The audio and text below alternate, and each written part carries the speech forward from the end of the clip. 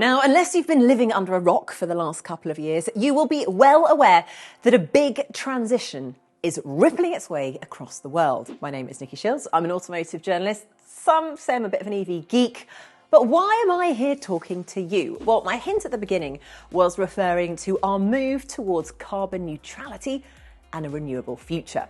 We're also witnessing a dramatic change in our energy landscape. And while the switch from fossil fuels to new sources of energy like wind and solar is absolutely critical, it isn't a simple one. Solutions that can help make this transition as smooth and as straightforward as possible are obviously going to be really valuable.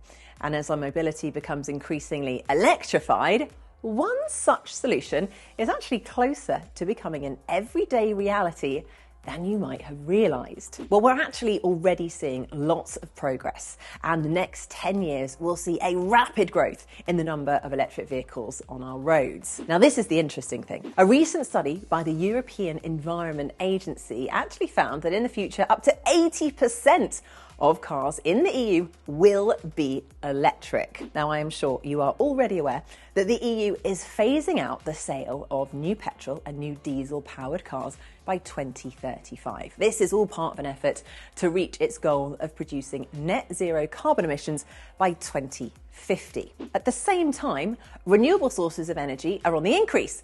In 2021, renewables generated around 37% of our electricity here in Europe. And that figure, fortunately, is expected to grow to 69% by 2030. It's starting to sound good, but while the transition to renewable energy continues, a number of challenges still need to be considered and overcome. These include a higher demand for electricity at peak times. What do I mean by that? Well, let's take this as an example.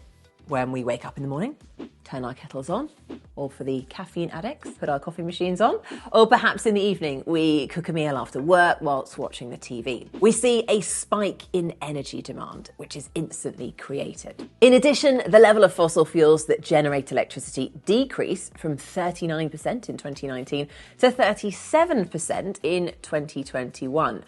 So a lot more needs to be done to reduce the carbon intensity of energy creation. And countries still need to increase their capacity to generate and store energy to meet the higher demand in the future. So let's think about this. When it comes to storing energy, batteries, like the larger ones found in EVs, could actually become a really efficient solution.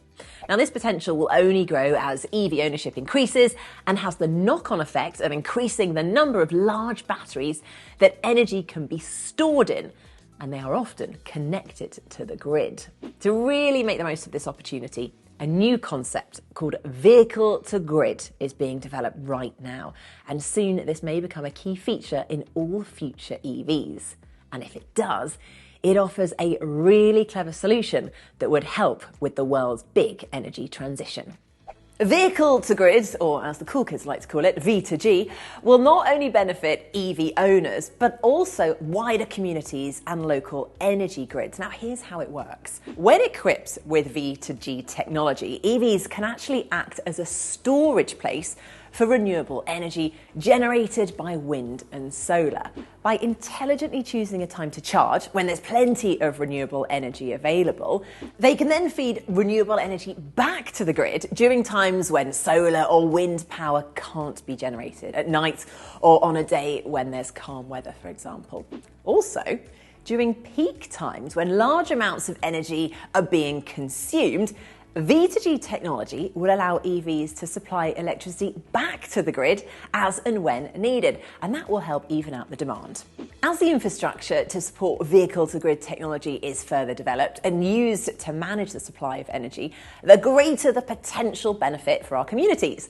For example, when wind turbines or solar panels produce more electricity than the grid actually requires, V2G-enabled EVs can be used to store that excess electricity. Meanwhile, as well as making renewable energy available around the clock, EV owners could even earn money through their vehicle's battery on the electricity market.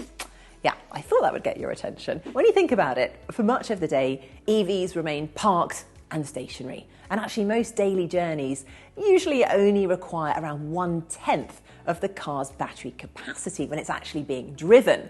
After charging their vehicles at a lower cost during off-peak hours, EV owners could then sell the unused energy in their batteries during the peak times when electricity is in demand and its price is higher. This way, EV batteries can be used as a source of flexible and low carbon energy to support the stability of your local grid.